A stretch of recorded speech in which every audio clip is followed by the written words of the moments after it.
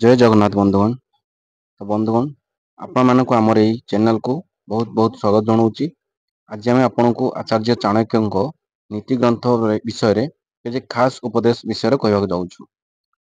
से नीति ग्रंथ मनुष्यर जीवन सहज और सरल होगापी अनेक उपदेश दि जाए। मनुष्य यही चारोटी भोक केवे भी संतुष्ट हो न था।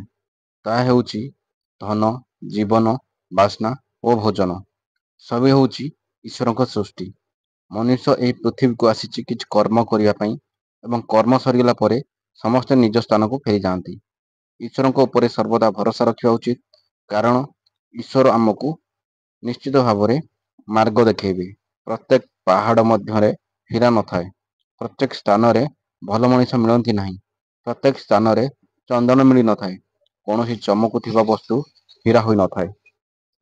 संकट समय स्वामी भाई बंधु संपर्क को परीक्षा करने समय आसी था। कौन कार्य करने समय ध्यान पूर्वक कार्य करने उचित।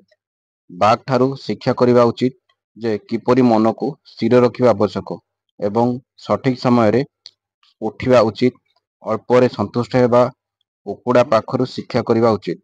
मालिक प्रति विश्वस्त होगा एवं निदरे शोई चेई रहा कुकुर पाखर शिक्षा करने आवश्यक। जो व्यक्ति सामान्य कथार अन्य सहित बद कली झगड़ा करते केवे भी सुखरे रही न था।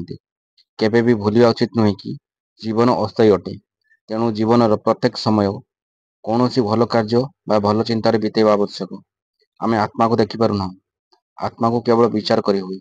कहुए कि खराब चिंताधारा रखुवा बा नकारात्मक वातावरण सृष्टि करुवा लोकों ठारू सर्वदा दूर रहा उचित।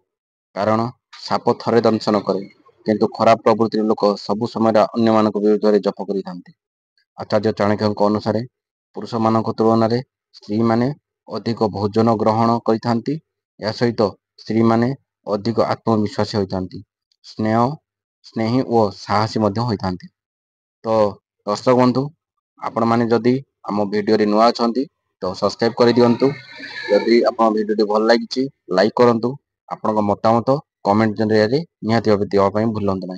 तो से पर्यटन रोचे पुणी देखा नुआ एक भिडियो। जय जगन्नाथ।